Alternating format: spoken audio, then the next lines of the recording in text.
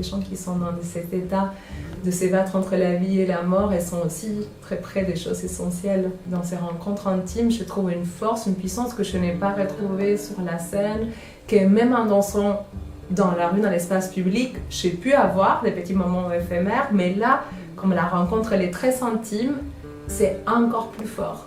Ce côté éphémère de nos rencontres qui des fois duraient 3 minutes, 4 minutes avec une personne. On était juste de passage. Voilà, c'est juste le contexte qui nous a fait nous rencontrer.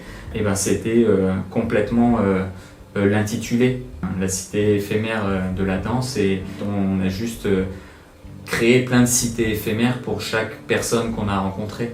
La façon de se retrouver avec les différentes personnes, elles sont aussi évoluées, de rencontrer autant les personnes en individuel comme aussi en collectif et après une rencontre éphémère comme un repas dansé pouvait créer un contact très profond avec quelqu'un sans l'avoir rencontré avant ni avoir parlé. On a tous besoin les uns des autres et effectivement voilà, tout ça c'est effectivement essentiel.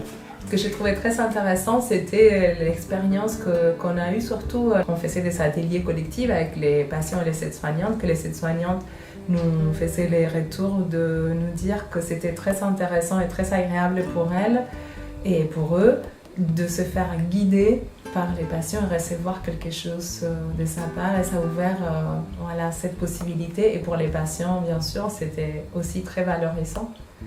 Ça les mettait dans un autre endroit.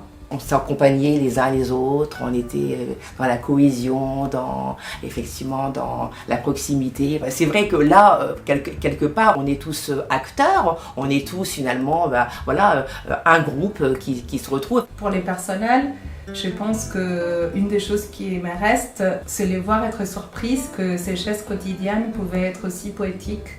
Elle pouvait se relier à ses patients à travers l'achat, à travers la danse, à travers un petit jeu même ludique comme le repas dansé qu'on a fait. Peu importe quel soit notre espace quotidien, il peut être perçu et investi autrement. Malgré le manque de temps, on peut aussi regarder tout ce qu'on fait autrement. Rien que là, en fait, on pourrait décompresser sur le temps de donner l'air. Ça relâche la pression, que ce soit pour les patients ou pour nous. Parce que des fois, on a des grosses matinées. Ouais. Puis ils veulent danser avec nous. Ils sont contents.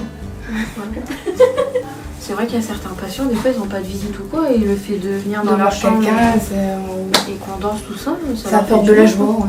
Ouais, je pense qu'on va se mettre à danser. Il y a certains patients qui, après le passage de la danseuse, sont sortis des chambres pour venir voir ce qui se passait. On se dit, ah oui, c'est quand même très agréable. On a vu une patiente qui s'est mise à danser avec la danseuse au niveau du fauteuil. Donc après, ça amène vraiment la danse à l'hôpital, ça les change de leur quotidien. On sort de la maladie l'espace d'un instant. Les soignants se sont mis au jeu, ce que je ne pensais pas forcément, et ils se sont mis aussi à danser. Donc ça amène vraiment une bonne humeur pour le service et puis un moment culturel entre guillemets pour les patients pendant 5 minutes au moment du repas.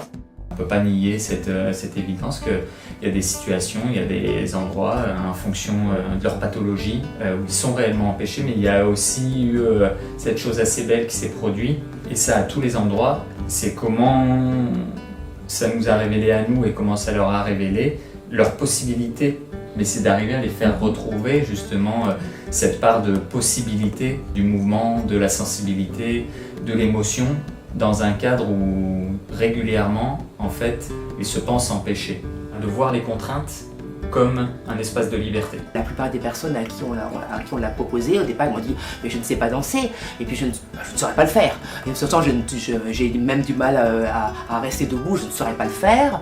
Donc on leur avait expliqué qu'on pouvait également y participer et finalement danser tout en étant assis, puisque c'était plutôt donc la danse était finalement un bien grand mot, et puis en fait c'était surtout une mise en mouvement, pouvoir reprendre un petit peu possession de son corps, et puis voilà, s'autoriser des choses, de pouvoir finalement se libérer, se détendre. Et c'est ça qui est beau, c'est de venir se détacher du mental qui est toujours présent pour nos patients. Ils sont enfermés un peu dans ce rythme mental-là. Et au final, là, c'est venir un peu dans le corps, revenir à la respiration, revenir aux sensations, et en mouvement et ça libère. On les voit bouger aussi autrement et puis eux aussi se rendent compte des nouveaux mouvements qu'ils sont capables de faire. Et ça, c'est aussi possible parce que parfois on fait des duos. Et en étant partenaire, ça change, on amène une dynamique différente, on a le dialogue tonique qui joue aussi. Très régulièrement, on réutilise des petits outils, des petites séquences pour justement faciliter, étayer d'autres ateliers. Pour parvenir justement plus facilement à notre objectif. On s'est amusé à tisser du lien indirect, mais on croit fondamentalement à la puissance aussi de ce qu'on transporte, de ce qu'on amène avec nous. Et on sait que même si entre différents services ils ne se sont pas rencontrés, nous étions les vecteurs de ce lien en fait. Parfois j'ai l'impression qu'on rentre dans une chambre et l'énergie elle est toute petite.